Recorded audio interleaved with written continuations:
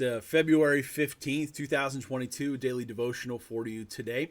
Today's readings are Matthew chapter 16, verse 13 to 28, Acts 23, 1 to 11, Psalm 37, 23 to 40, and Exodus 38 to 40. Before we start, just a special shout out to my friend Avery, who watched our videos, and thanks for watching, Avery. He wants you all to like and subscribe if you're watching on YouTube, or like and comment wherever you're watching, whether it's through our app or on Facebook. But thank you all for watching, and let us know you're there. So thanks for watching, Avery. I wanted to talk to you about Exodus today. We finished the book, and in those chapters, they're not the most exciting ones, because it's just about the tabernacle, and it's all these details about how the tabernacle's built and how they made the curtains and how they hung the curtains and how long they are and how much silver and gold they had to use and how they collected it. But in the end, they give all these details, but then it tells us that Moses checks them out, and because these details were given to them by God. God wanted them to make this a certain way. They weren't just deciding, how Aaron's robe looked and what looked best to them. They were doing it in a way that God wanted them to do. And in the end, they get the ultimate seal of approval, because it tells us at the end of verse 40, the cloud covered the temple, or the tabernacle, and the glory of the Lord filled the tabernacle. That God descends, his presence is seen there in that tabernacle. And there's a couple things that I think this passage, should encourage us and teach us today. Number one, it shows us that, we sometimes get caught up in where we worship and how we worship and what that looks like. We get very caught up in some of the aesthetics. And sometimes we use these passages as a defense. They put all this effort in the details to make this place look a certain way for God. But they did that because that's what God wanted.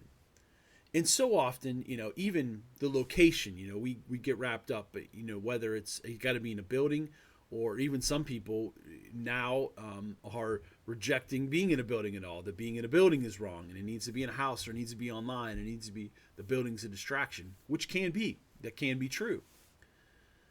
The question isn't where or when and how, as if the Bible prescribes one particular set of way that everybody, everywhere, all the time should worship. There isn't really a formula that says this is what God wants. But that is the question we should ask. What is it that God wants? What is it that he wants of me? That could be in a building, and it cannot be in a building. It could be, a certain... Certainly, I don't know that God ever cares about the color of carpet or really what certain people are wearing. But, the medallions that were put on Aaron's robes were not because somebody thought they looked good. They were done intentionally because they were what God desired. And so I think at heart we have to ask ourselves, are my intentions to be doing what God desires? Have I sought out what God wants? And then am I seeking to follow that? And ultimately, God gives us his stamp of approval, as he does here, by making his presence seen and known, which really is the goal. In the end of the day, wherever we worship, however we're worshiping, we have to ask ourselves, has the presence of God been made known to me? I hear people say all the time, I grew there, or I got what I needed, or I was fed. Those aren't the goals of worship. They might be side effects, but that's not the goal. The goal is to come into the presence of God. Not to come and get what I need, not to come and get what I want, but to see his glory and his presence. And then what happens here, what we find is when they do that, when they're aware of the presence of God, then they know where God wants them to go in life, because the presence is there, and when it stays, they stay, and when it moves, they move. And so they allowed the presence of God to dictate their every movement as a people. That should be the same for all of us, whether we're talking about our churches, our families, or just our own personal lives.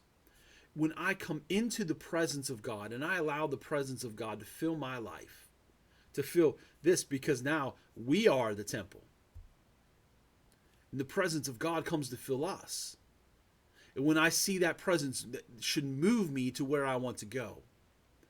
And whenever I am building things and doing things the way that work best for me, the way that I want, the way that I like to give me what I need, that I'm not seeking the presence of God. I'm not seeking what God wants for my life. I'm seeking what I want and hoping that I stumble into God along the way. Or lying to myself and convincing myself, yes, this is what God wants. When so many people don't even really ask that question.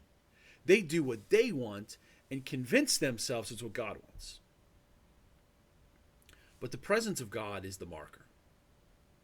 You will see him. You will see his glory. You will see his power. You will see him move in ways that you wouldn't see without him, that you don't see just going your own way.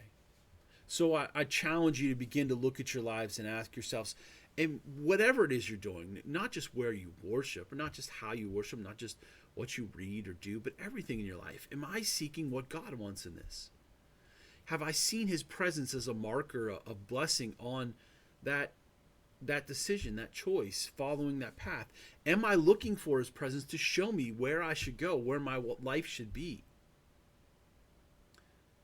And if I'm not seeing him right now where I'm at, what that means is my heart and my life aren't where God wants them. And so you should find that presence and move your life there. I encourage you to seek his presence today, and in doing so, find his will for your life. Find out where you should be, who you should be, where you should go, and what you should do.